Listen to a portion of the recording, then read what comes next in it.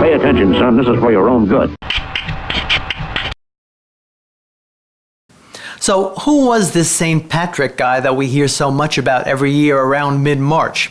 I did some research and found that many of the things you think you know about him, or at least logically assume to be true, are actually not. They're myths. So, let's review.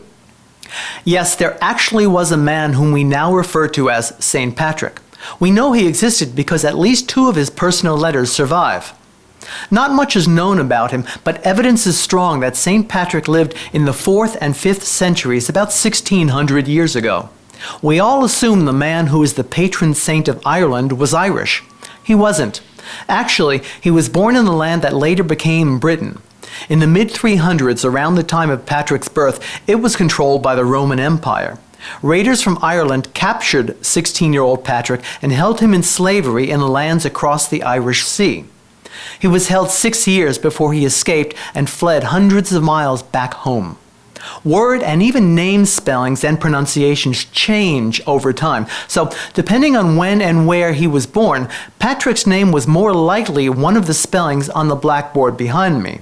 After a few years back in Britain with his family, Patrick apparently had a vision from God telling him to return to Ireland and convert the pagans there to Christianity.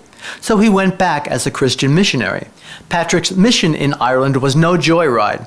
He was seen as a meddling foreigner and ran afoul of powerful people who accused him of moral misdeeds and put him on trial. It's a myth that Patrick chased all the snakes of the land into the sea. There never were any snakes in Ireland, unless we're talking about the low-life humankind. In that, the righteous Patrick may have had more success. Nope. Patrick is not an official saint. The Catholic Church had no formal canonization process in its first millennium of existence. Back then, the title of saint was bestowed on martyrs and people regarded as exceptionally holy during their lifetimes, but no pope since then has ever made it official. Back then, the title of saint was bestowed on martyrs and people regarded as exceptionally holy during their lifetimes, but no pope since then has ever made it official. Actually, March 17th is believed to be the day of Patrick's death.